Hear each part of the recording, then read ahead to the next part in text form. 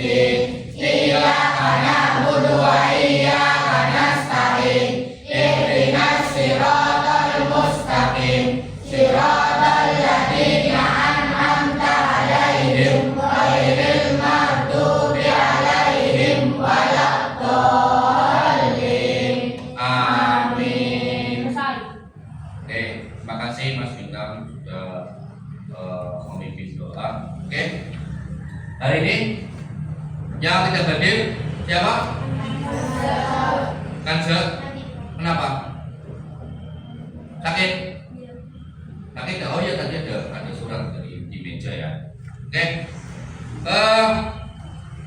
Sebelum kita ke materi ya, alangkah baiknya kita sama-sama menyanyikan lagu nasional ya sebagai bukti cinta tanah air kita terhadap negara kesatuan Republik Indonesia. Oke.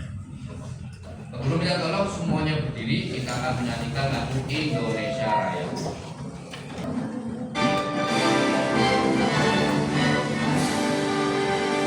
Indonesia tanah airku, tanah tumpah darahku. Di sanalah aku berdiri, jadi pandu hidupku. Indonesia kebangsaanku, bangsa dan tanah airku. Marilah kita berseru, Indonesia bersatu. Hiduplah tanahku, hiduplah negeriku, bangsaku, rakyatku semuanya.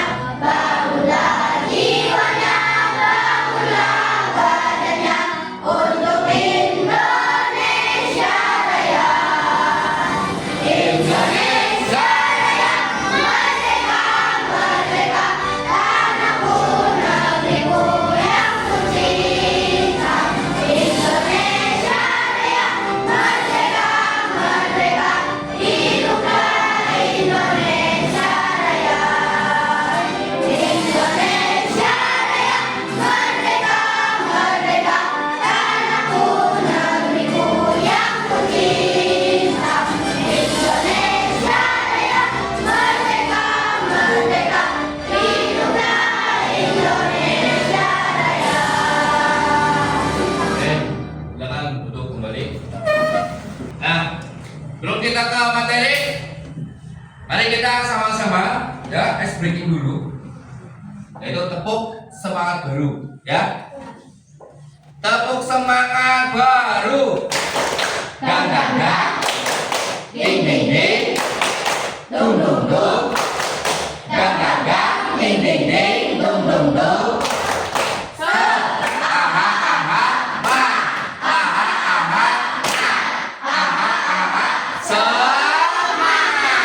Oke, tepuk tangan dulu kita semua. Anak-anak, ya sekarang Guru mau tanya nih, ya, mau tanya sama kalian. Menurut kalian, apa yang membuat Indonesia menjadi tujuan bangsa-bangsa asing di masa lalu? Menurut kalian apa? Menurut kalian, karena apa? Karena kekayaan alamnya, banyaknya rempah-rempah, itu ya. Terus selain itu apa lagi? Hah? Apa lagi? Selain itu apa? Kekayaan alam. Terus karena menghasilkan banyak rempah-rempah. Apa lagi? Makanannya subur. Oke. Nah, kali ini kita ya akan belajar tentang kedatangan bangsa-bangsa asing di Indonesia. Nah, pada pembelajaran hari ini ya tujuan pembelajarannya adalah murid dapat mengenal sejarah sejarah kedatangan bangsa-bangsa asing ke Indonesia, termasuk tokoh penting dan periodisasinya. Tujuan pembelajaran yang kedua yaitu murid dapat menceritakan kembali sejarah kedatangan bangsa-bangsa asing di Indonesia secara lisan atau tulisan dengan urutan yang benar. Mari kita sama-sama menyimak video berikut ini.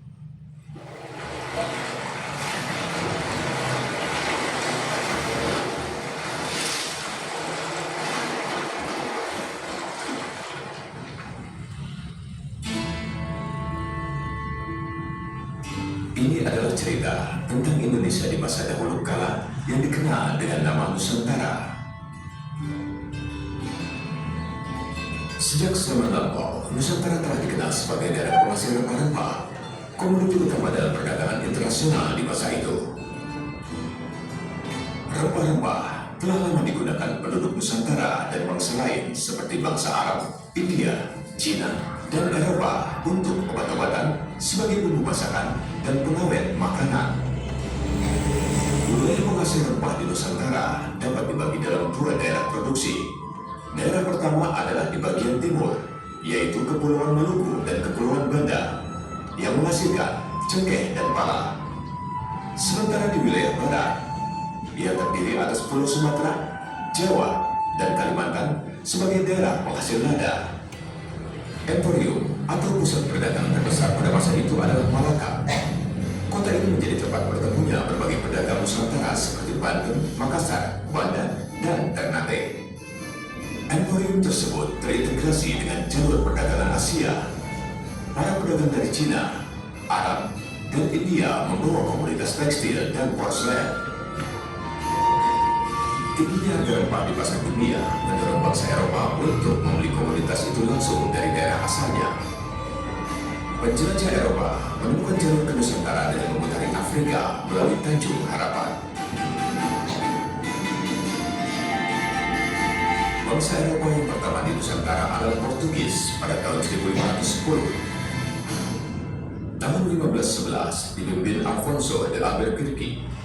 Portugis kemudian menaklukkan Malaka dan memonopoli perdagangan di sana.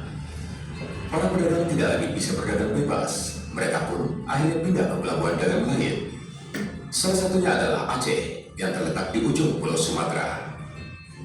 Dalam catatan VOC, Aceh dikatakan sebagai kota terbuka dengan jalan lebar yang berawal dari pintu masuk kota hingga menuju langsung ke istana para raja.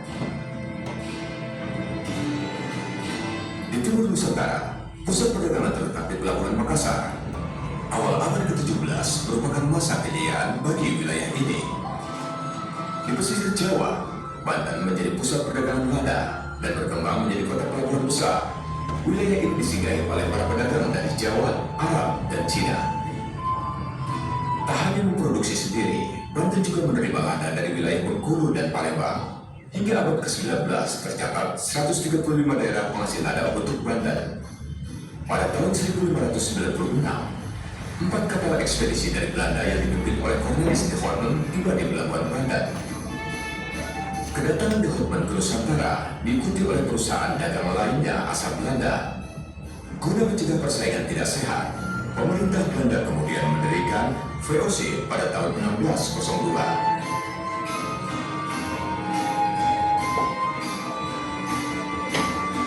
Pada tahun 1605, di bawah komando Stephen Paderhamer, menduduki Ambon dan menjadikan sebagai ibu kota penguasa Belanda di Asia Timur. Pemimpin tertinggi dijabat oleh Peter Both.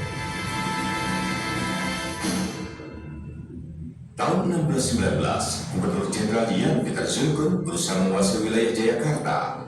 Daerah itu kemudian dinamai Batavia. Kota Batavia menjadi residensi Gubernur Jenderal, sekaligus pusat administratif Belanda. Batavia juga menjadi titik temu berbagai jalur perairan kompeni di wilayah Asia.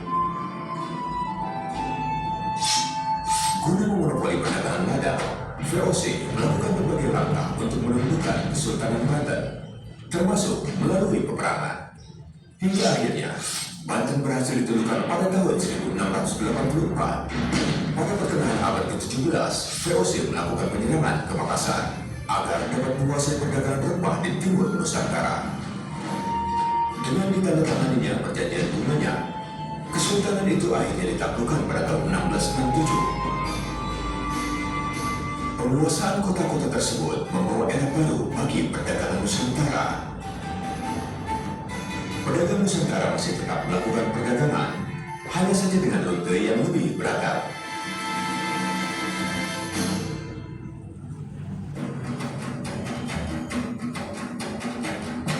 Perjalanan rempah-rempah Nusantara membawa kisah kejayaan maritim yang berkelindan dengan keseraman kolonialisme. Jalur rempah membawa kekuatan yang menyatukan antar suku bangsa dan budaya dalam proses pembentukan bangsa Indonesia.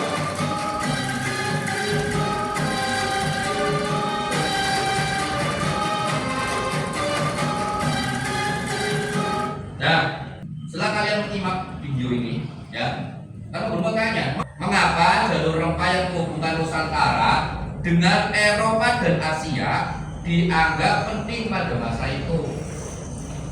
Karena dia apa ya? Karena merupakan jalur apa? Jalur perdagangan. Nah, ya kan? Nah, tadi pada video bangsa apa saja yang datang ke Indonesia? Bangsa apa saja? Ya, bangsa Eropa, bangsa apa saja? Portugis, terus Arab, terus Cina, terus India, ya kan? Mereka itu membawa dagangan masing-masing, betul? Dari negaranya masing-masing. Lalu berlayarlah ke Nusantara. Nah, setelah itu sebutkan satu pelabuhan penting yang disebutkan dalam video. Jadi apa? Satu pelabuhan saja. Kan pelabuhannya tadi disebutkan. Nah, Tanjung. Nah, terus setelah itu tadi kan ke Tanjung Harapan, terus kan pergi, ya, kemana? Ke Aceh, ya. Nanti di situ kan disebutkan ada beberapa pelabuhan, ya. Yang pertama itu di Tanjung Harapan, setelah itu di Pelabuhan Aceh. Nah, jelaskan perannya dalam perdagangan rempah dan kehidupan masyarakat sekitar. Nah, apa? Peranannya dalam di Tanjung Harapan itu, ya, di Pelabuhan Tanjung Harapan, perannya itu sebagai apa? Tempat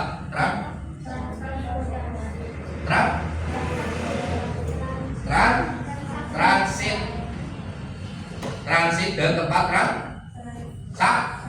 Nah, terus kegunaan dalam kehidupan masyarakat sekitar sebagai apa? Tempat perdagangan apa?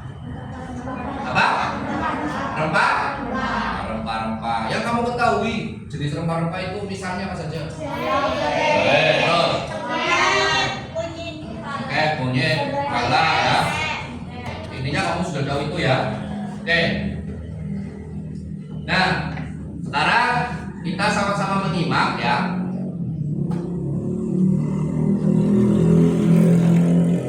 Nah, tahukah kamu bangsa asing, ya, digunakan untuk menggambarkan masyarakat selain penduduk asli Indonesia, ya. Yang namanya bangsa asing itu adalah, ya, merupakan penduduk masyarakat, ya, tapi selain penduduk asli Indonesia. Berarti kalau diasumsikan, yang sering kamu lihat itu kalau orang asli itu, ya, orang bule, tahu, ya, orang yang tinggalnya di luar negeri, itu namanya bangsa asing. Nah, berdasarkan cerita sejarah negara kita, bangsa asing sudah berdatangan ke Indonesia sekitar abad ke-16 Masehi. Apakah pada abad ke-16 kamu sudah lahir? Pada mulanya hanya 1 atau 2, namun kemudian mereka berbondong-bondong datang ke daerah kita. Bahkan saat ini warga negara asing sering kita temui di tempat wisata atau di tempat umum lainnya. Betul? Ya. Kadang ketika kita berkunjung ke tempat wisata, ke tempat pariwisata, ya, pasti kita akan melihat orang asing. Dalam arti orang asing itu adalah orang luar negeri. Nah, perdagangan di zaman dahulu, sejak zaman kuno, pelayaran dan perdagangan dari barat dan negeri Cina memerlukan pelabuhan sebagai tempat singgah, benar? Betul? Nah, terus sebagai tempat apa? Mengambil? Bukan. Terus? Nah, sebagai tempat penumpukan barang. Nah,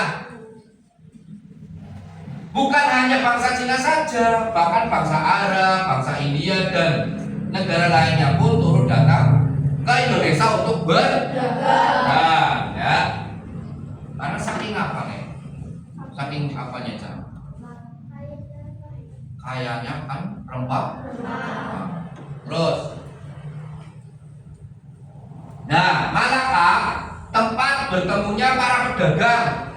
Malaka menjadi pusat perdagangan terkenal pada abad ke-14. Tadi pada video ada enggak Malaka? Ada. Malaka ini sebagai tempat pusat perdagangannya dulu enggak? Pusat perdagangan. Yang terkenal pada abad ke-16.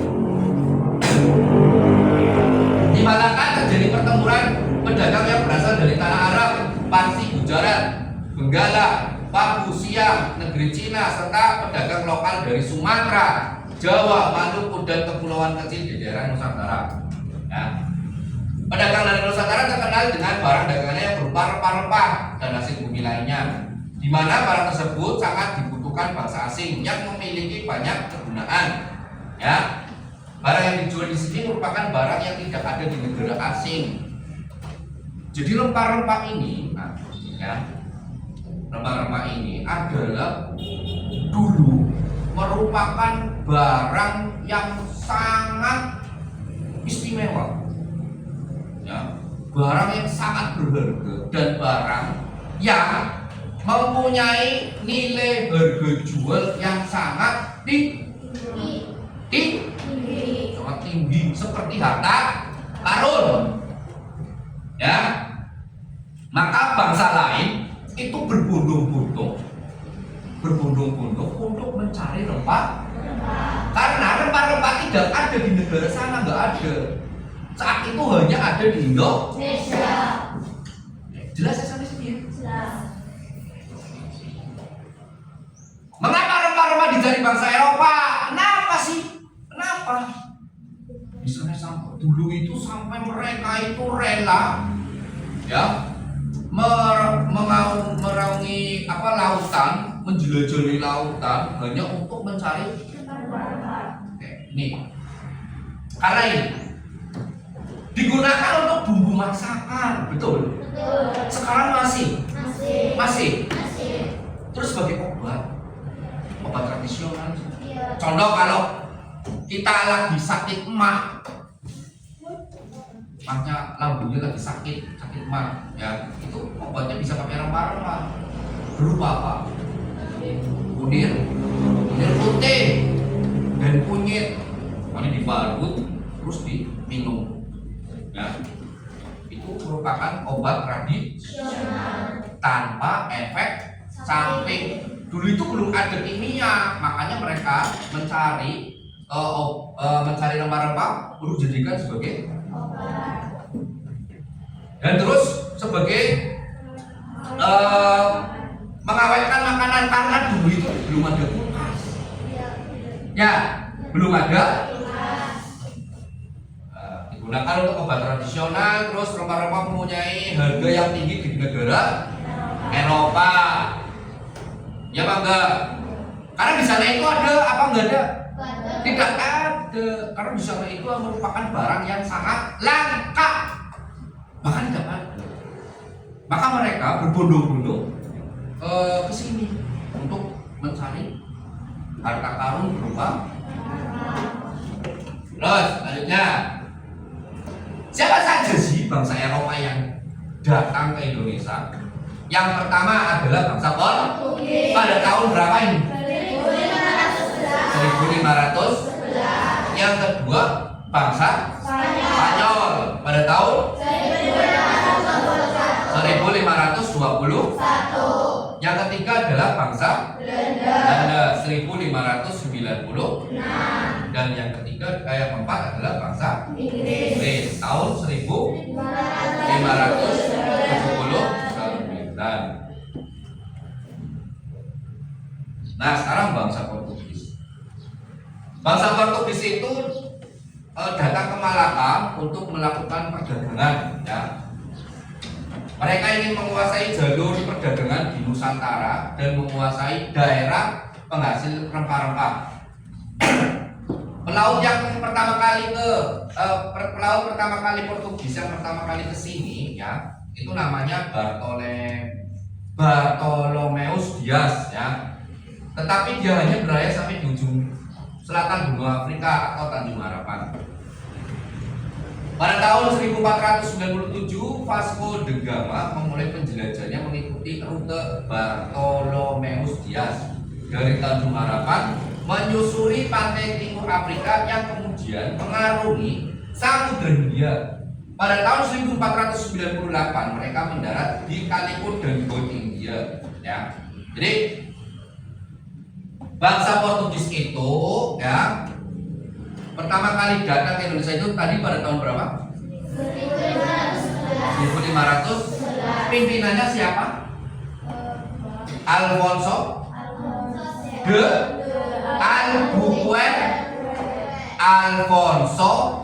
Albuquerque, ya, itu nama pemimpin Apakah kamu hafal? Kenapa tidak ditulis? Kenapa tidak ditulis? Apakah kamu hafal? Silakan sekalian bukunya dibuka. Bagaimana? Buku paketnya sekalian dibuka.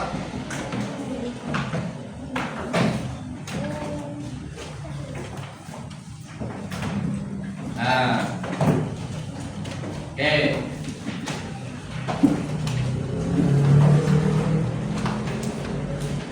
Bangsa Portugis datang ke Indonesia itu pada tahun 1511. Pemimpin bangsa Portugis itu namanya siapa? Alfonso de Albuquerque itu adalah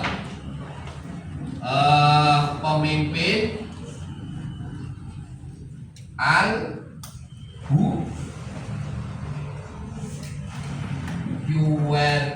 ya. Ini adalah pemimpin bangsa Portugis, ya.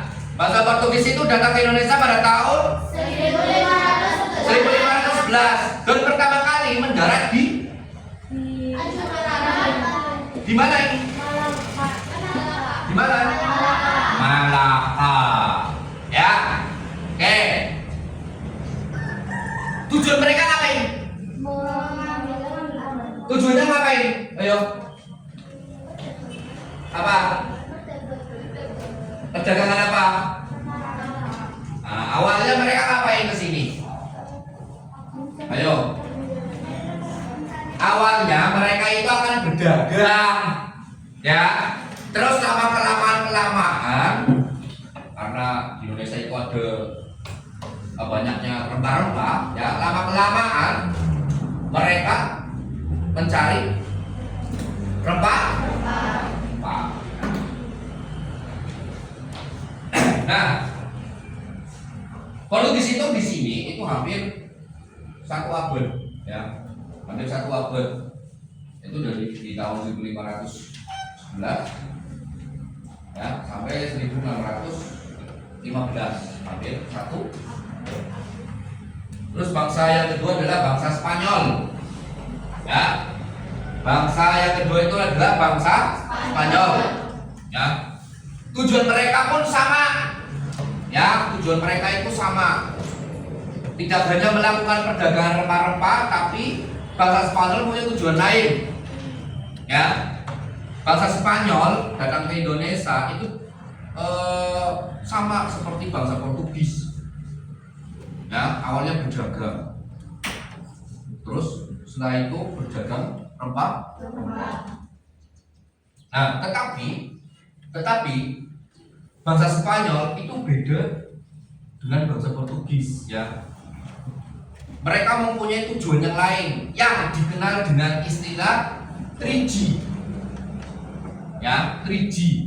Yang pertama gold, ya. Gold. Yang kedua adalah glory. Yang ketiga adalah gospel. Nah, mereka datang ke sini itu pada tahun 1521. Ya, 1521. Oke. Tujuan mereka bangsa Spanyol, ya. Tadi sudah Pak Guru sebutkan, selain mereka berdagang dan mencari rempah-rempah, mereka mempunyai tujuan lain, yaitu yang dikenal dengan istilah 3G. Asia Siva, perhatikan sini, yang dikenal dengan 3G, yaitu gold, glory, dan gospel. Apa itu glory? Apa itu gold? Mencari. Kalau gold itu adalah kekayaan, ya. Glory itu adalah kejayaan. Terus selanjutnya gospel, penyebaran agama, ya. Penyebaran agama. Harus ingat-ingat ini. Gold itu kekayaan, ya. Apa yang mereka cari? Rempah-rempah. Mereka belinya di Indonesia dengan harga beli yang murah. Lalu mereka jual ke Spanyol dengan harga yang sangat kekayaan. Yang kedua adalah kejayaan di Indonesia, ya. Dan selanjutnya itu adalah gospel, yaitu penyebaran agama. Penyebaran agama apa? Katolik, Kristen, ya, dikristenkan orang-orang Indonesia. Makanya di Indonesia itu merupakan negara yang beragam, ya.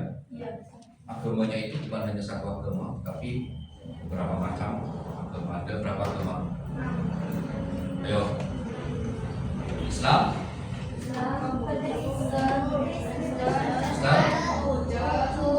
berenam, ya. Selanjutnya bangsa Belanda. Bangsa Belanda ini. Bangsa Belanda setelah runtuhnya Spanyol, selanjutnya adalah bangsa Belanda. Bangsa Belanda yang dipimpin oleh Cornelius de Houtman. Cornelius de Houtman. Pada tahun berapa? 1596. Mereka Belanda melanjutkan pelayaran ke daerah timur Indonesia untuk berdagang rempah-rempah. Pada tahun 1602, Belanda mendirikan VOC, ya. VOC itu Verenigde Oost-Indische Compagnie, atau perusahaan dagang Hindia Timur yang berkantor di Amsterdam, Belanda.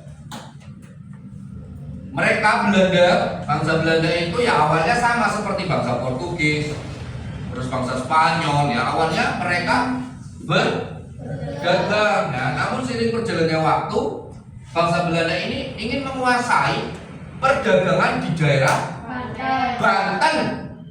Banten sih. Banten. Masa Banten. Sehingga rakyat Banten itu melakukan perlawanan. Karena apa? Bangsa Belanda ingin menguasai. Ya, contoh, kalau Pak Guru tiba-tiba ke rumah kamu, ya, tiba-tiba ke rumah kamu, terus Pak Guru itu seenaknya di rumah kamu, kira-kira kamu itu gimana? Responmu gimana? Responmu gimana? Marah kah? Hah? Marah ya? Ini gimana sih orang yang gitu? Itu sama saja dengan rakyat Banten waktu itu, karena bangsa Belanda ketika di Banten itu seenaknya sendiri. Oke. VOC diberi hak istimewa pemerintah Belanda seperti memonopoli perdagangan rempah, membentuk pasukan dan berperang, menguasai wilayah dan membangun benteng. Tujuannya apa? Menguasai perdagangan rempah di Asia, khususnya di Indonesia. Mereka VOC mempunyai kewenangan khusus, yaitu melakukan penebangan tanaman rempah-rempah yang dimiliki oleh rakyat dan menghukum rakyat Indonesia yang melanggar monopoli tersebut. Mengeluarkan mata uang khusus, VOC membentuk dan memiliki angkatan perang sendiri. Ya. Keruntuhan VOC itu pada tahun 1799, yaitu VOC dibubarkan karena korupsi. Yang kedua, semua wilayah VOC diambil alih langsung oleh pemerintah kerajaan Belanda, dan masa ini dari awal penjajahan Belanda secara resmi di Indonesia. Oke, seperti kita ketahui bahwasanya bangsa Belanda itu menjajah Indonesia selama 3,5 atau 350. Dan itu kan bangsa Inggris, ya, bangsa Eropa yang melakukan pelayaran ke Indonesia itu bangsa Inggris, ya. Mereka juga sama mencari keuntungan, ya, keuntungan berupa rempah-rempah, ya.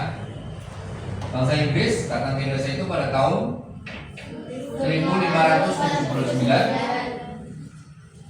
yang dipimpin oleh Francis Drake, ya.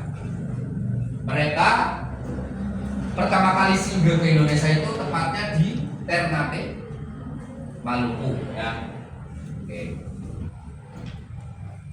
Nah, kesimpulannya, bangsa-bangsa asing seperti Portugis, Spanyol, Belanda, dan Inggris datang ke Indonesia pada abad ke-16 hingga ke-19 dengan tujuan utama yaitu mencari dan menguasai perdagangan rempah-rempah yang sangat mahal di Eropa.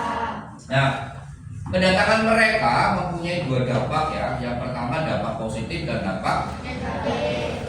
Dampak positifnya apa sih? Nah, dampak positifnya itu adalah karena masuknya teknologi pelayaran, ya, pengetahuan baru, tanaman-tanaman dari luar yang tidak ada di Indonesia, dan catatan sejarah serta kebudayaan. Nah, dampak negatifnya apa? Yaitu monopoli perdagangan, peperangan antar kerajaan, kerja paksa, dan penjajahan yang menyebabkan penderitaan.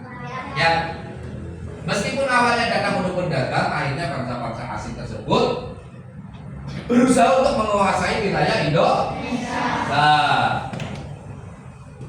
hal ini menjadi awal penjajahan yang berlangsung ratusan tahun hingga Indonesia berjuang untuk merdeka. Nah, itu merupakan perjalanan bangsa-bangsa asing, ya, yang mereka itu berbondong-bondong ke Nusantara hanya untuk mencari apa? Apa? Kenapa? Kenapa mereka mencari rempah-rempah?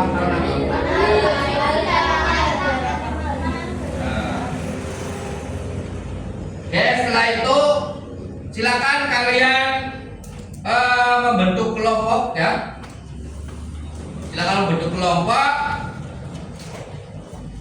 Kalian akan melakukan diskusi, ya, mengenai kedatangan bangsa-bangsa asing ke Nusantara. Oke, sebelum membentuk kelompok, saya breaking dulu, ya, karena mungkin kamu sudah terlalu pusing, sudah belum semangatnya berkurang.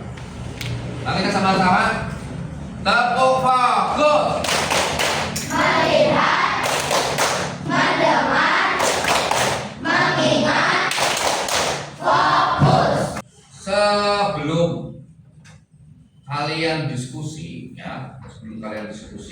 nanti ada Bu Yuni, ya, dan Bu Pinkan yang akan memandu bagaimana cara pengerjaan proyek, ya, cara pengerjaan proyek yang akan kalian kerjakan secara berkelompok, ya.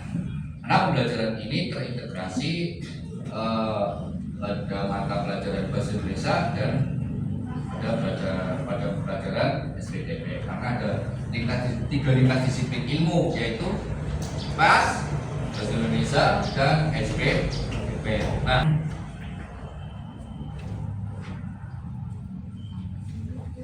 salam.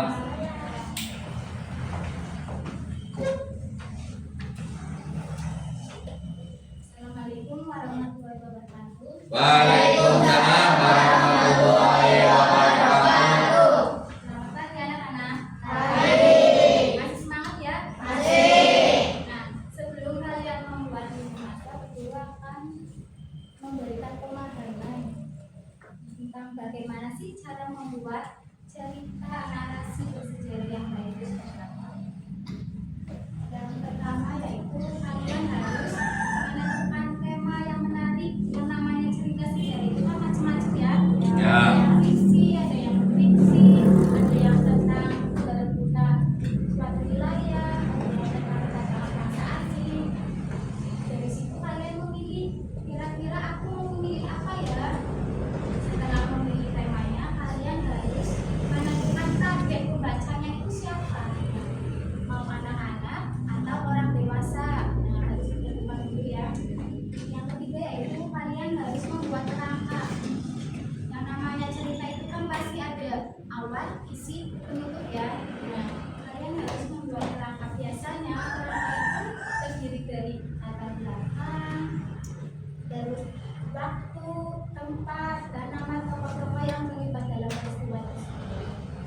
Untuk kronologi yaitu cerita peristiwa dari awal sampai akhir peristiwa tersebut, peristiwa sejarah tersebut ya. Nah, biasanya dalam sebuah cerita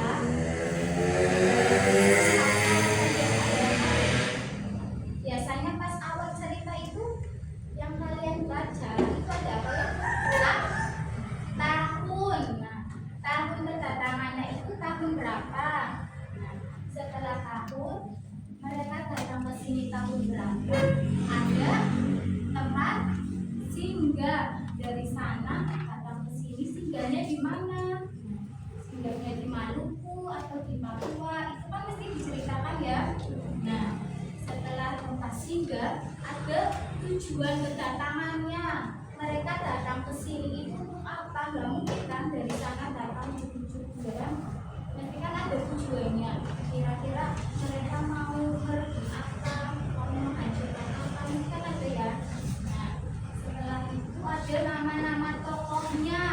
Nama-nama tokohnya pasti disebutkan dalam sebuah cerita. Nama tokohnya itu siapa saja? Nah, setelah itu dari nama-nama tokoh, peristiwanya itu seperti apa dalam cerita tersebut. Peperangan atau kisru atau apa mesti diceritakan kan? Setelah peristiwa ada reaksi dari masyarakat. Nah, dari sini masyarakat itu kedatangan bangsa asing, reaksinya gimana? Diam aja, apa menerima, menolak. Mesti dalam sebuah cerita mencakup itu semua. Tadi apa saja ya? Yang pertama tahun, yang kedua tempat singgah, yang kedua yang keempat tokoh ya, nama-nama tokohnya, yang kelima reaksi masyarakat, dan yang keenam apa ya Bun? Tujuan sudah. Tadi apa yang keempat? Reaksi masyarakat sudah. Satu lagi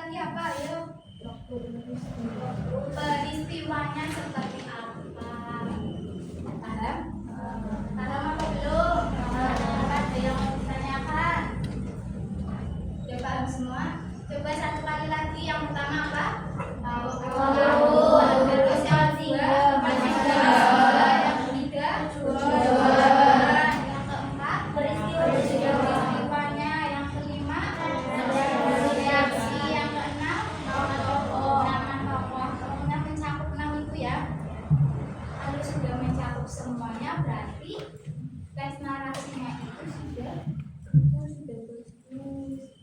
Dan jangan lupa kalian harus menggunakan bahasa yang baik, aja nggunain bahasa tegar, karena yang membacakan belum tentu orang negeri semua ya. Nah, menggunakan bahasa yang baik, menggunakan majas, terus tanda titiknya juga harus diperhatikan, tanda baca pas titik-titik, jangan pas titik tanda seru ya. Ya, kalau sudah bisa dilanjutkan dengan kan?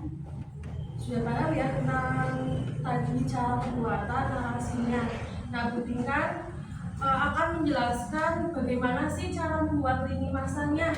Nah, cara membuat lini masanya, yang pertama kalian mengeluarkan alat dan bahan. Nah, kalau sudah dikeluarkan, sudah semua? Sudah dikeluarkan semua, gunting gambar-gambar yang sudah kalian bawa.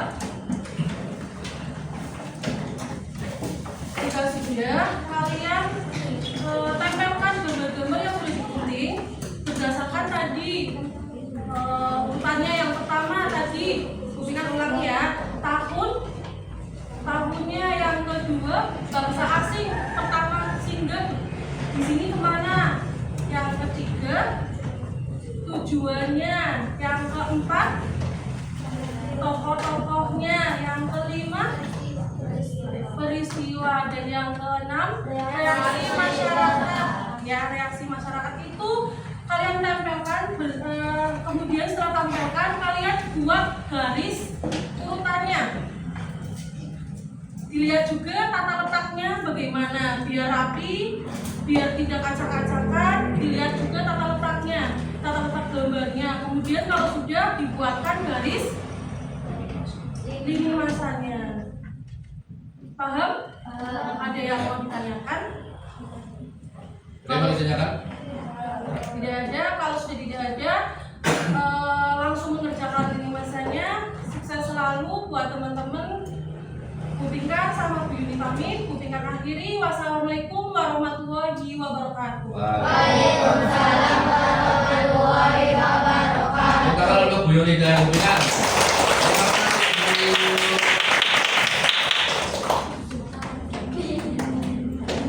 Oke, sudah jelas dengan penjelasan dari Bu Pinkan dan Bu Yuni. Sudah jelas? Oke, sekarang silakan membentuk kelompok ya. Kelompoknya yang seperti kemarin-kemarin. Silakan membentuk kelompok ya, masing-masing duduk di kelompoknya. Silakan ya. Oke, sudah selesai ya. Sekarang Pak Guru bagikan dulu ini petunjuknya ada di sini ya. Perhatikan semua petunjuknya di sini. Oke. Ini satu. Udah ya. Udah ini. Sabar. Satu lagi sana. Oke. Udah. Sekarang petanya. Peta satu.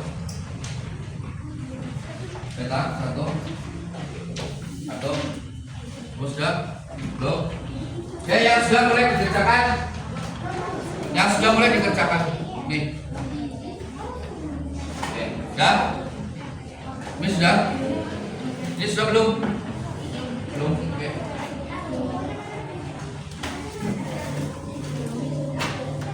Satu, dua, tiga, empat. Nih, belum menulis lini masa. 1, 2, 3, 4. Nih. 1, 2, 3, 4. 1, 2, 3, 4. Sudah. Oke, silakan dikerjakan. Nah, sudah, silakan ditulis cari. Kalau sudah seperti ini, silakan cari informasinya. Jadi tidak perlu menunggu. Yo, cari informasinya, dibagi. Kamu apa? Kamu Spanyol. Ya, masing-masing dapat bagian ya. Nah, Masing-masing dapat bagian. Yang Spanyol siapa, yang Belanda siapa, yang Portugis siapa, yang Inggris siapa. Oke? Nah, silakan cari informasinya. Apa informasinya, carinya di mana? Nah, di sini. Nih. Buku. Satu kelompok kan anggotanya 5. Ya. Nanti yang satu anak bagian menempel-nempel, yang 4 anak itu mencari informasi. Silakan.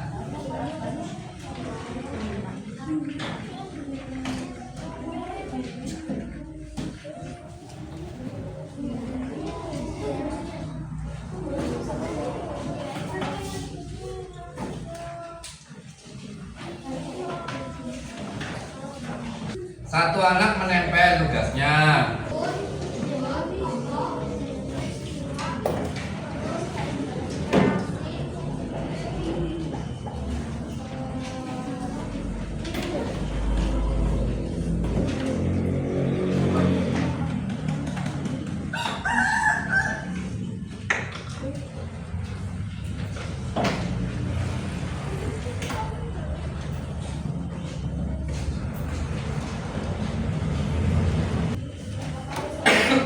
Di tengah, paling tengah.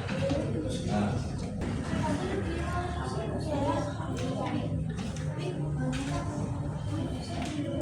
Silakan mulai tulis. Reaksi masyarakatnya bagaimana, melakukan perlawanan atau tidak, itu namanya reaksi masyarakat.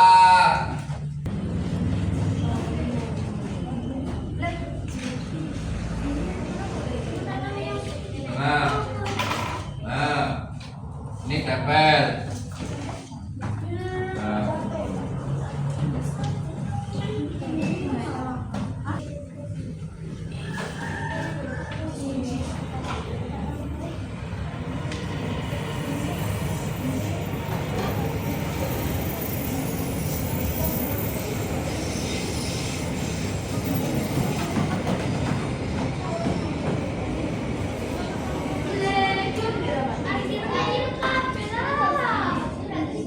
Assalamualaikum warahmatullahi wabarakatuh. Waalaikumsalam warahmatullahi wabarakatuh. Perkenalkan, nama saya Yunda Mulia Jasmine. Saya adalah salah satu anggota dari kelompok tasik. Di sini saya dan teman-teman saya akan mempresentasikan hasil tugas kelompok kecil.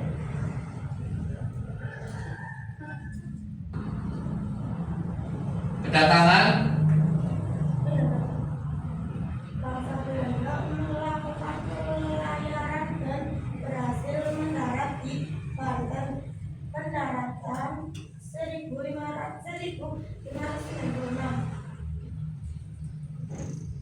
Tujuan kedatangan awalnya memiliki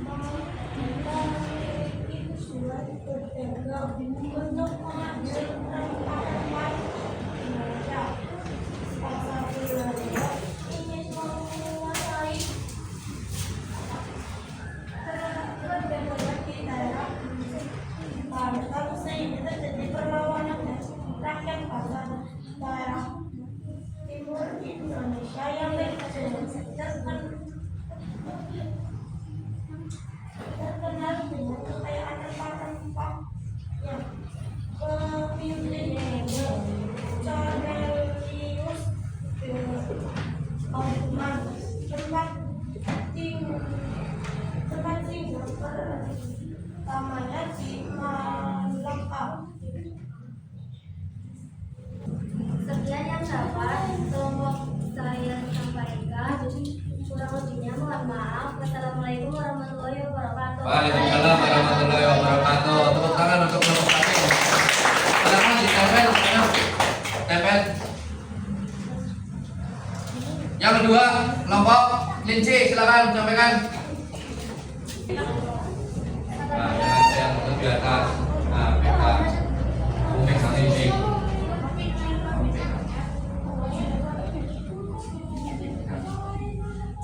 Kamu megangin. Kamu dipegangin. Adabnya ke sana. Assalamualaikum warahmatullahi wabarakatuh. Waalaikumsalam warahmatullahi wabarakatuh.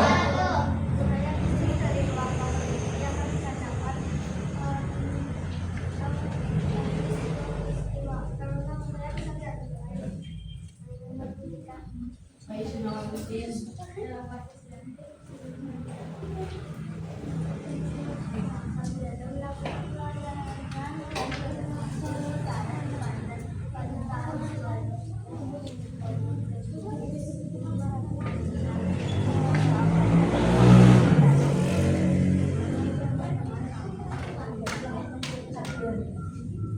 Oke, jangan duduk. Yang keras.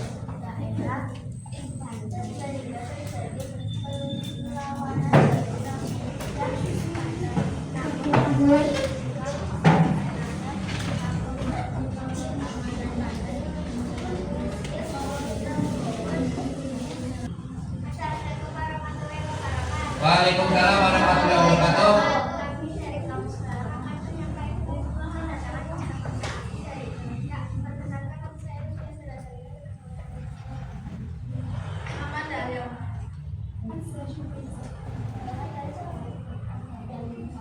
Ya. Nah. Nah.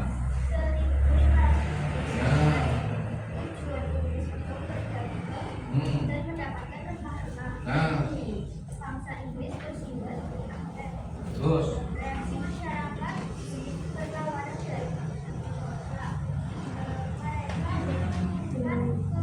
Coba. Ya. Nah.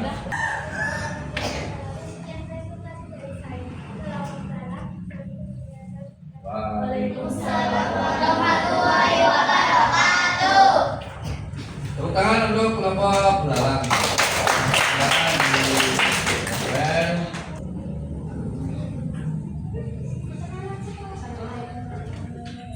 Waalaikumsalam warahmatullahi wabarakatuh.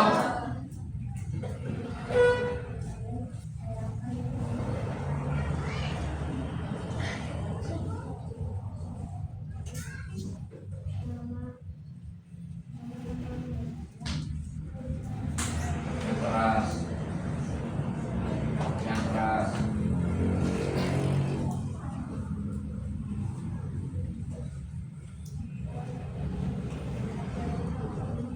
Coba.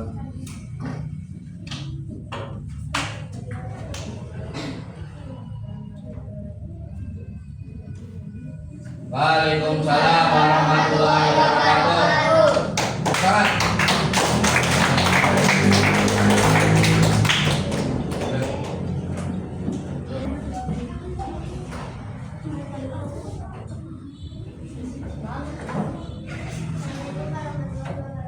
Waalaikumsalam warahmatullahi wabarakatuh. Waalaikumsalam warahmatullahi wabarakatuh.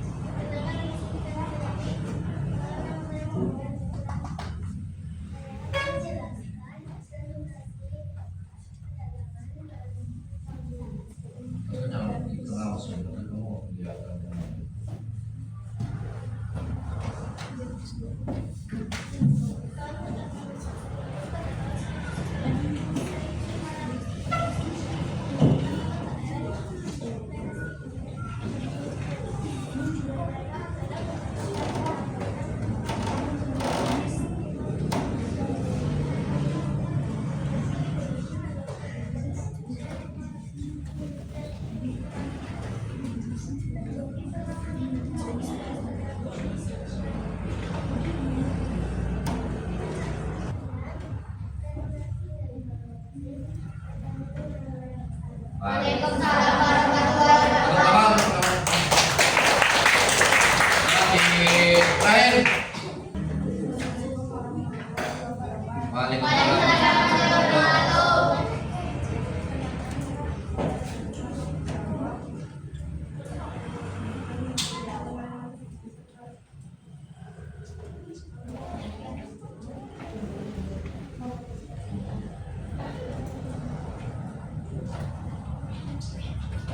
Silakan.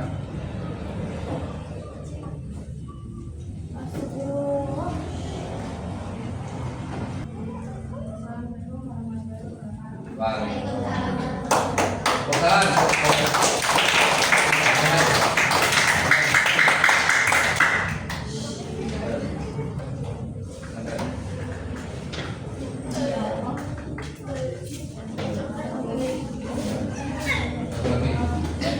Nah, setelah kalian mempresentasikan hasil diskusi kelompok di depan teman-teman kelompok yang lain, ya, perlu kalian ketahui bahwasanya kedatangan bangsa-bangsa asing ke Nusantara, ya, itu mereka mempunyai tujuan yang sama. Yang pertama, mereka datang ke Indonesia itu dengan tujuan apa? Berdagang. Lalu mereka mencari rempah-rempah. Nah, karena saat itu rempah-rempah merupakan barang yang sangat berharga di negara Eropa, ya, mereka berbondong-bondong untuk membeli rempah-rempah dengan harga yang sangat murah dan dijual di negara Eropa dengan harga yang sangat mahal. Karena rempah-rempah mempunyai banyak manfaat, ya. Yang terutama manfaatnya apa? Ya, bahan makanan, terus obat-obatan, terus itu ya. Oke. Setelah itu, setelah kita melakukan diskusi, ya, terus setelah diskusi presentasi, maka sekarang kalian mengerjakan soal evaluasi, ya.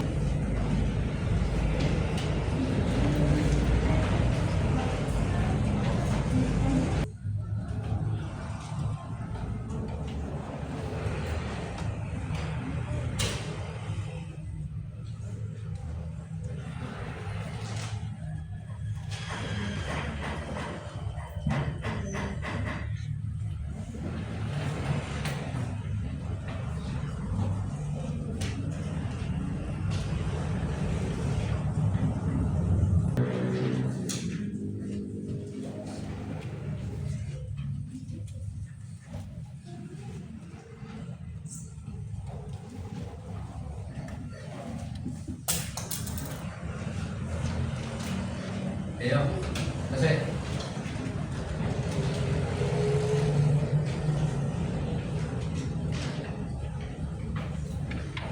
Ya.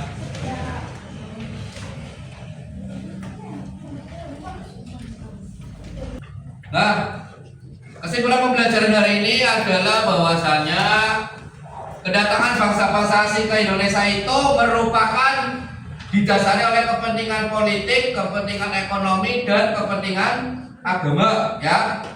Karena apa? Nusantara itu merupakan negara atau bangsa yang sangat kaya raya akan hasil bumi seperti rempah. Nah, tentunya kehadiran bangsa-bangsa asing ke Indonesia itu mempunyai dua dampak, ya, yaitu dampak positif dan dampak negatif. Dampak positifnya itu berkembangnya ilmu pengetahuan baru, ya, tentunya, ya. Tetapi dampak negatifnya masyarakat menjadi menderita, ya. Oke, maka dari rasa saling sakit, saling menderita, maka rakyat Indonesia melakukan perlawanan.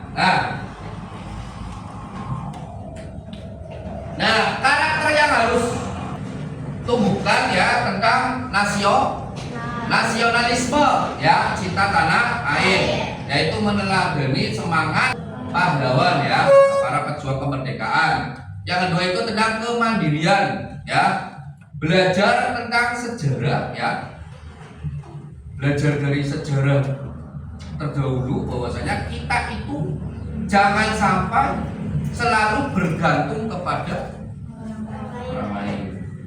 Dan selanjutnya itulah gotong royong, yang mana meneladani semangat persatuan rakyat dalam melawan penjajah. Nah, dikasih apa? Dikasih B, kasih O, kasih W. Keren.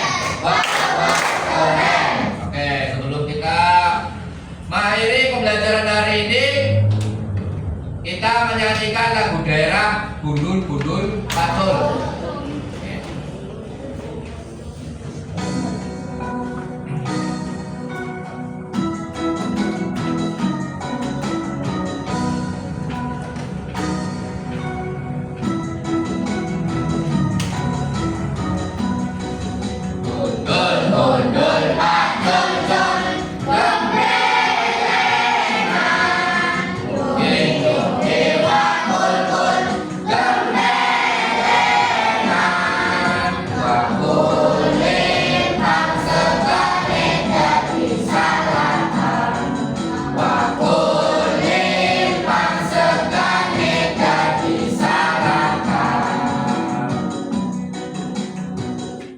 Selesai ya.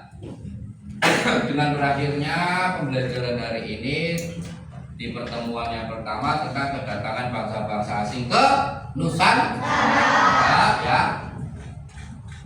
Tentunya banyak informasi yang telah kalian dapatkan ya.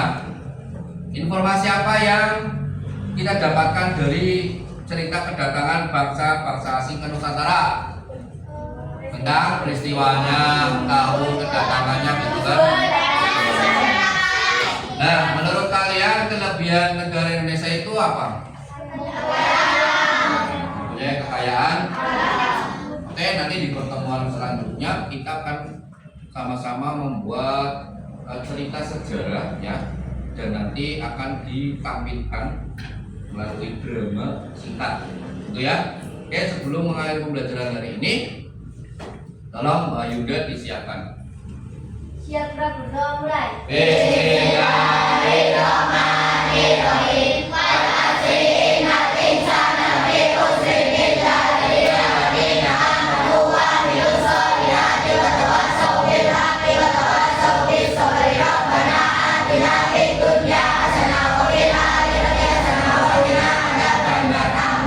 Oke, terima kasih.